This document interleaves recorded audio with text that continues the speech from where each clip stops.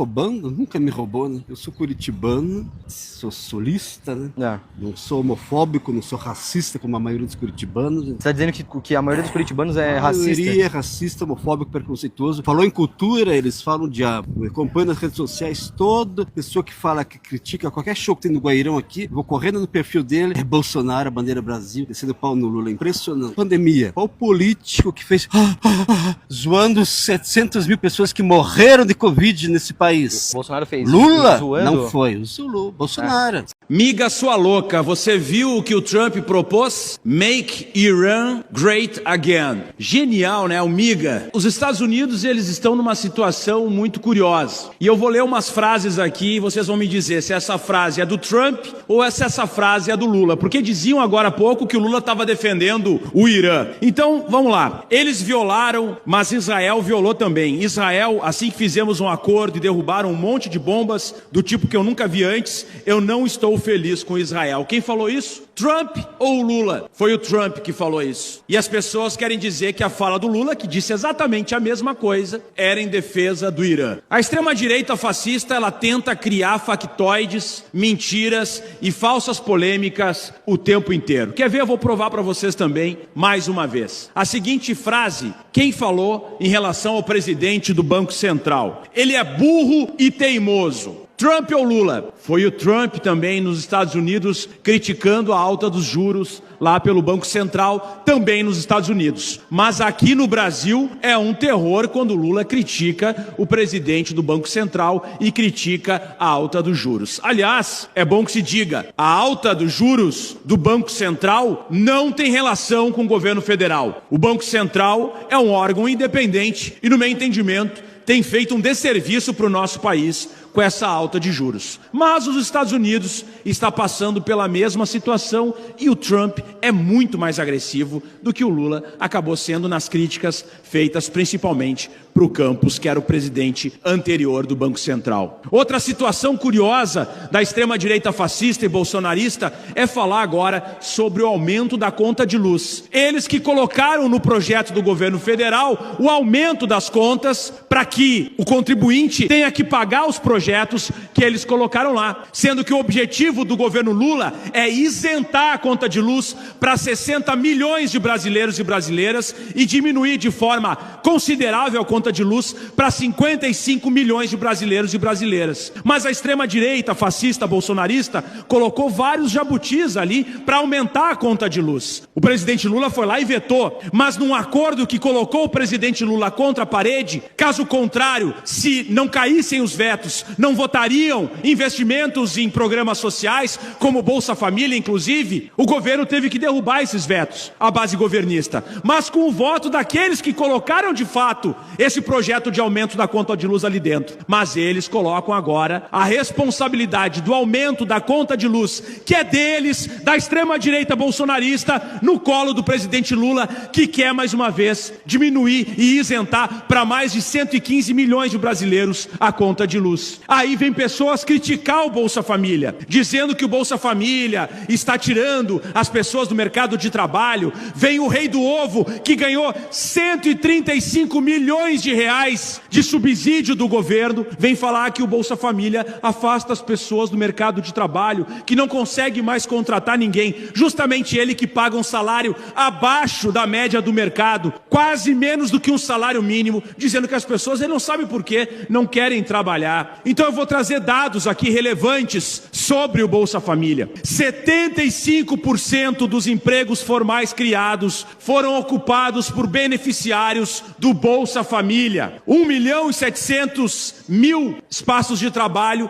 praticamente 1.300.000 foram ocupados por usuários do Bolsa Família. 1.300.000 brasileiros já deixaram o Bolsa Família porque a sua renda já extrapolou o mínimo necessário. Essa é a realidade. Num Brasil que foi o segundo país que mais cresceu no primeiro trimestre. E essa extrema-direita diz que o Brasil está indo para o ralo, que a economia está quebrada. Nós temos a menor taxa de desemprego da história. Nós temos a maior renda da classe trabalhadora da história, a maior renda do trabalhador e da trabalhadora, a menor taxa de desemprego da história. Nós temos uma inflação que já foi colocada mais uma vez, que está decaindo. A inflação, segundo o mercado, será menor do que o previsto. E o PIB vai crescer mais do que o previsto. Já reviu 2 vezes para positivo o nosso quadro econômico. Mas, de todas as formas, a extrema-direita fascista bolsonarista tenta desestabilizar, se não na mentira, no voto. E tenta mentir que os programas sociais do governo Lula fazem mal ao Brasil, e os dados mostram ao contrário. Esses são dados estatísticos. Então cabe ao brasileiro e à brasileira acordar. Trabalhador e trabalhadora, brasileiro e brasileira, aposentado e aposentada. Eles não lhe representam. A extrema-direita não lhe representa. Eles querem tirar o governo Lula para o Brasil voltar para o mapa da fome. Muito obrigado.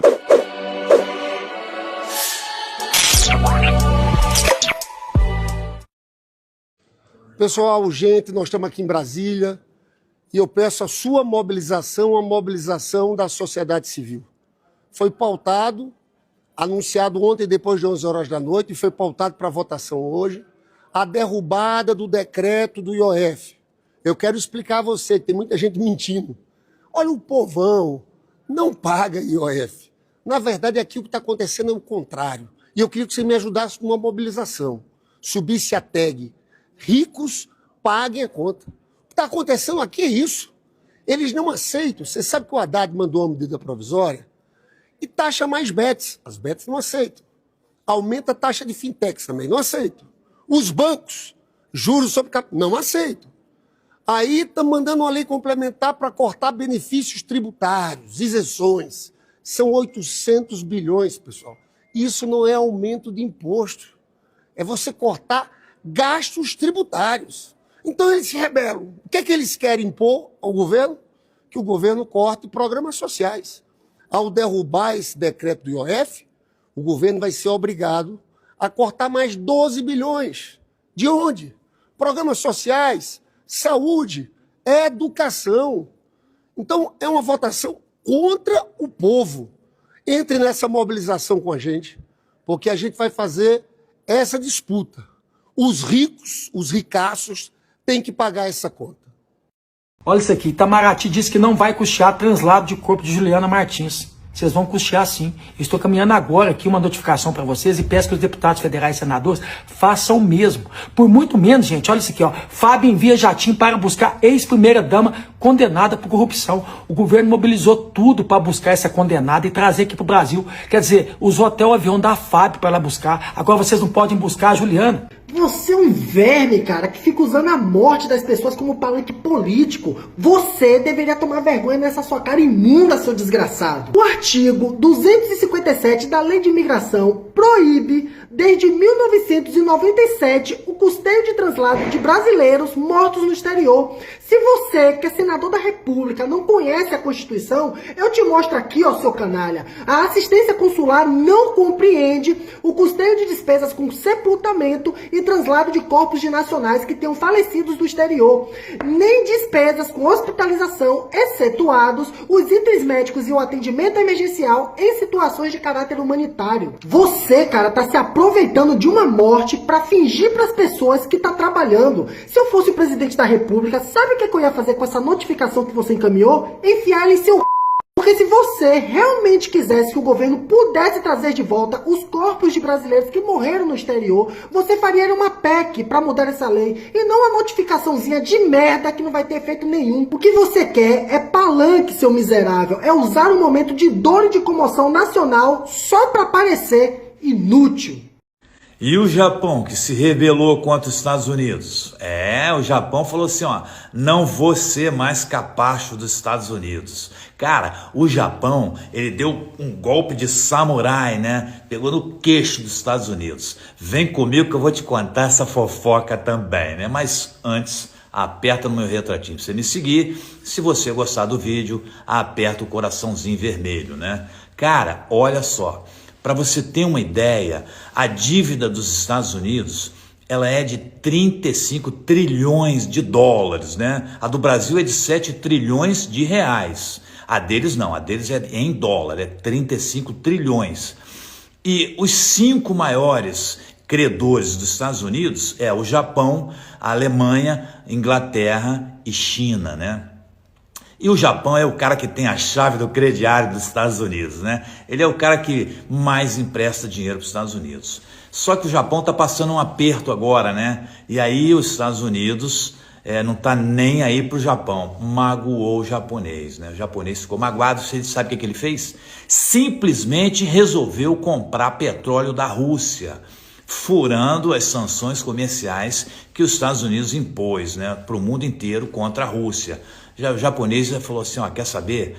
Nós não vamos mais ficar segurando o desmoronamento de império nenhum, né? E olha, outra coisa que o Japão já está pensando em fazer, ele está pensando em vender, né, aquelas promissórias daqueles trilhões que ele tem que os Estados Unidos têm de dívida com ele. Se o Japão resolver vender os títulos da dívida pública dos Estados Unidos, corre o risco do efeito dominó, que é a China começar a vender também, a Alemanha começar a vender também, a Inglaterra começar a vender também. Aí, meu amigo, sabe o que vai acontecer com os Estados Unidos, né?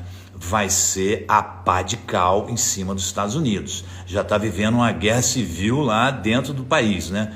E aí eu te pergunto, vai acabar acontecendo do presidente Lula, né, acabar tendo que ir lá salvar os Estados Unidos, né?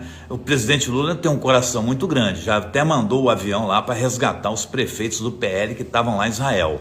O que você acha? O presidente Lula vai ou não vai salvar os Estados Unidos no futuro? Fala aí nos comentários. E o tal do rei do ovo que disse que está difícil contratar no Brasil, pois os pobres estão viciados no Bolsa Família? Esse rapaz construiu uma fortuna com financiamento público de 132 milhões. Mas o pobre não pode receber auxílio de R$600. Agora ele é bilionário, mas pegou pelo menos 71 empréstimos convenientes. Somando todos, dá 132 milhões no valor de hoje. Se o reizinho do ovo não está conseguindo contratar gente que recebe auxílio de 600, quanto será que ele está oferecendo de salário? O sujeito tem fortuna de mais de 17 bilhões, mas não topa pagar salários mais vantajosos que o Bolsa Família. E a culpa é de quem? Do Bolsa Família. Essa é a verdadeira elite do atraso. Entrou pra lista da Forbes com a ajuda do dinheiro público e fica cantando de galo. Agora chama ele de rei? Rei é meus ovos. Meu povo assistiu, gostou, curte, comenta, compartilha, segue a gente, segue as outras páginas de esquerda também. Vamos fortalecer a luta.